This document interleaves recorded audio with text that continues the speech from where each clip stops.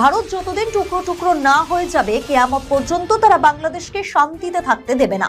অন্যদিকে ভারতের সেভেন সিস্টারকে বিচ্ছিন্ন করে আলাদা 7টি রাষ্ট্র তৈরি করার ঘোষণা দিলেন সাবেক সেনা কর্মকর্তা অবসরপ্রাপ্ত কর্নেল আব্দুল হক।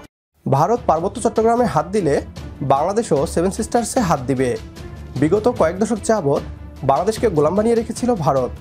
ভারত সাপ হয়ে দংশন করত, আবার ওঝা হয়ে ছাড়ত, বাংলাদেশের সাথে বন্ধুত্বের অভিনয় করত। অন্যদিকে পার্বত্য চট্টগ্রামের বিচ্ছিন্নতাবাদী সংগঠনগুলোকে সাহায্য করত। বাংলাদেশের মানুষকে কখনোই শান্তিতে থাকতে দিতে চায় না ভারত। তারা জানে বাংলাদেশ উন্নত এবং শক্তিশালী হয়ে গেলে তাদের প্রতিদ্বন্দ্বী হয়ে উঠতে পারে, আর তাই বাংলাদেশকে অস্থিতিশীল করার দীর্ঘদিনের পরিকল্পনা ভারতের। এমন অবস্থায় বন্ধু নামের দুশ্মন ভারতকে টুকরো টুকরো করে বাংলাদেশকে ভারতীয় আধিপত্য থেকে মুক্ত করার পরিকল্পনা সামনে এসেছে। বাংলাদেশের দেশপ্রেমিক কয়েকজন সাবেক সেনা সদস্য এই প্রস্তাব সামনে নিয়ে এসেছে। এ নিয়ে কী বলছে পশ্চিমবাংলার মিডিয়া, আসুন তা দেখি।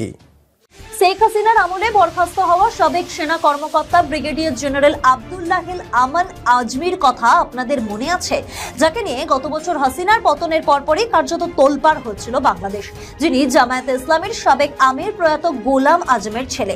2016 সালে 23 আগস্ট নিখোঁজ হন বাংলাদেশের সাবেক এই সেনাকর্তা। তারপর তার আশ্চর্যজনক নিষ্ক্রমণ হাসিনার পতনের পরে দাবি করেছিলেন হাসিনা তাকে গুম করে আয়না ঘরে রেখেছিলেন। সেখান থেকে বেরিয়েই হুঙ্কার দিয়েছিলেন জামাতপন্থী ওই প্রাক্তন সেনাকর্তা। সেবার তিনি আমি গেল 8 বছর বন্দী থাকা অবস্থায় পৃথিবীর কোনো আলো দেখিনি, প্রতি রাতেই ক্রস ফায়ারের ভয় থাকতো, তারা খুব দুর্ব্যবহার করতো আমার সঙ্গে। এবার সেই আজমি আবার বোমা ফাটালেন, এবার তার আক্রমণের অভিমুখ ভারত। মঙ্গলবার রাজধানী ঢাকার জাতীয় প্রেস ক্লাবে এক আলোচনা সভায় তার দাবি, ভারত যতদিন টুকরো টুকরো না হয়ে যাবে কিয়ামত পর্যন্ত তারা বাংলাদেশকে শান্তিতে থাকতে দেবে না। যতদিন টুকরা টুকরা না হয়ে যাবে কিয়ামত পর্যন্ত তারা বাংলাদেশকে শান্তিতে থাকতে দেবে না। আমাদের গণমাধ্যম, আমাদের সাংস্কৃতিক অঙ্গন, আমাদের বুদ্ধিজীবী এবং পার্বত্য চট্টগ্রাম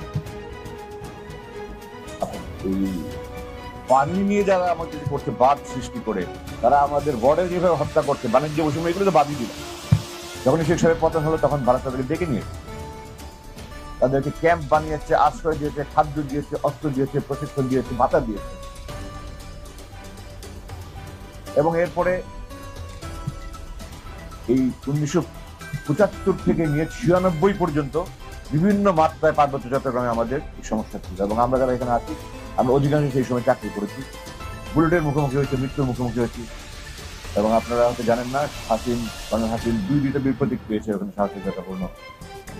অন্যদিকে ভারতের সেভেন সিস্টারকে বিচ্ছিন্ন করে আলাদা 7টি রাষ্ট্র তৈরি করার ঘোষণা দিলেন সাবেক সেনা কর্মকর্তা অবসরপ্রাপ্ত কর্নেল আব্দুল হক। তিনি এও বলেন, এটা আমি গোপনে বলছি না, প্রকাশ্যেই দাবি করছি।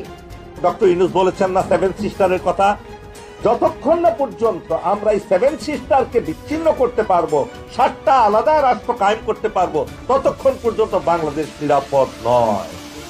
7টা রাষ্ট্র কায়েম করতে হবে এবং সেই জন্য লোকেরা বসে আছে, কিন্তু আমরা সাহায্য করতে পারছি না তাদের। ভারতের মতো বন্ধু থাকলে আর দুশ্মনের প্রয়োজন হয় না। ভারত নিজেদের স্বার্থের জন্য মুখে মিষ্টি কথা আর অন্তরে বিষ পোষণ করে। বাংলাদেশ ততদিন শান্তিতে থাকবে না যতদিন ভারত আমাদের প্রতিবেশী থাকবে।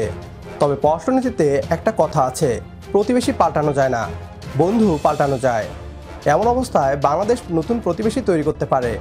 পশ্চিমবাংলা ও সেভেন সিস্টার্সকে স্বাধীন করে আলাদা দেশে পরিণত করার মাধ্যমে বাংলাদেশ নতুন প্রতিবেশী সৃষ্টি করতে পারে। সেভেন সিস্টার্সকে স্বাধীন করে ভারতের বিষদাঁত চিরতরে ভেঙে দিতে হবে। একমত হলে কমেন্ট বক্সে ইয়েস লিখে জানিয়ে দিন আমাদের।